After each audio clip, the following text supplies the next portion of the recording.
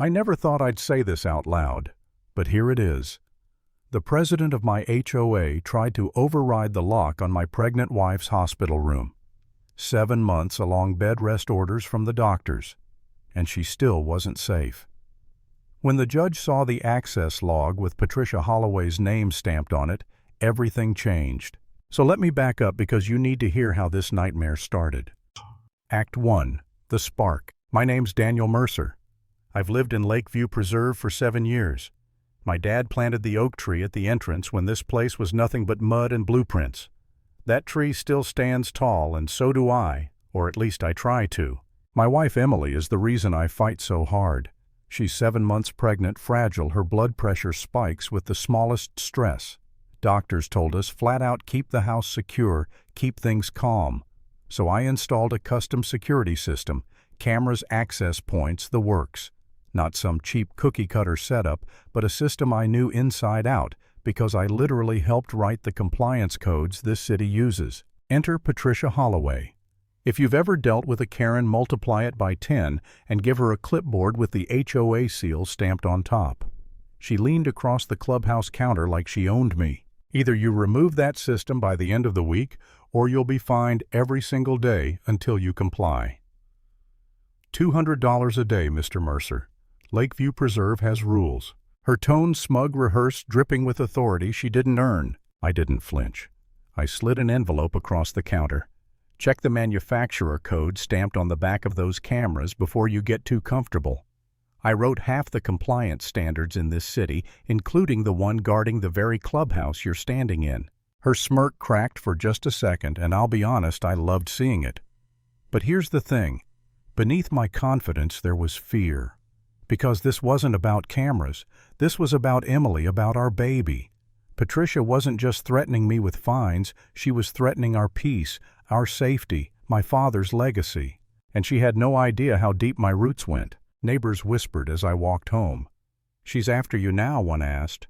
Another muttered, "She's been waiting for a fight like this." Be careful. You could hear the fear in their voices. Patricia thrived on that fear. Inside, Emily sat on the couch, hand on her stomach. "Another letter?" she asked. "Not just a letter," I said, holding up the fine notice. "She's making it public now." That's when it hit me. Patricia wasn't trying to enforce rules. She was staging a war. Act 2. The Escalation. The fines doubled overnight. $400 a day. Retroactive charges. She even threatened foreclosure. My sanctuary, our home, was being leveraged against me. I walked into the next HOA board meeting and called her out.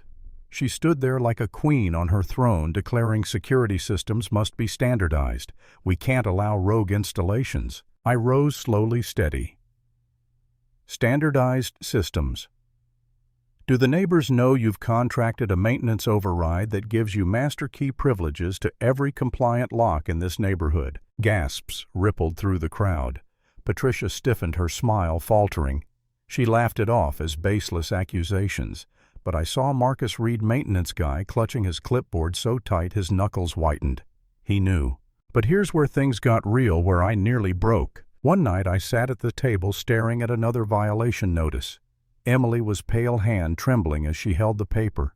Her lips were tight and I could see the stress tearing at her. "Maybe we should just give in," I whispered, the words tasting like ash.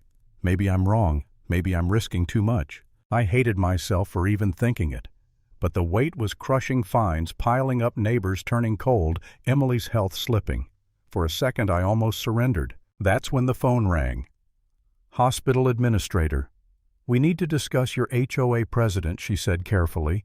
"She requested override access to your wife's room. We denied it, but she tried. We logged the attempt." My knuckles went white around the phone. Patricia had stepped off the curb of intimidation and into criminal territory. She tried to force her way into a hospital room. That was the line, the point of no return. I printed the log, slid it into a growing folder of evidence, every fine notice, every false rule, every abuse. And then Marcus showed up. Quiet, jittery guilt written all over his face. He slipped me a directive signed by Patricia herself, authorize installation of override access. Immediate execution required. He looked broken. She told me it was routine, but I knew it wasn't right. I've been doing this 20 years. No board president has that authority. That confession, it was the crack I needed.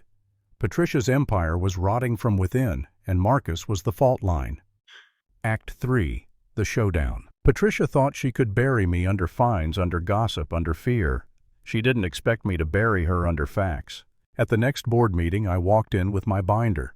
Neighbors packed the room, some curious, some hostile. Patricia smirked like she'd already won. She opened with, "We are here to address ongoing violations. Mr. Mercer's fines now exceed $4,000. I rose, voice calm. "I am not here to argue compliance. I'm here to present facts. First Packet County bylaws. Your fines are unenforceable. Safety systems require a 2/3 board vote. There is no record of such a vote." Murmurs. Patricia's jaw tightened. Second Packet. Marcus's directive, her signature right there. Your order for override access.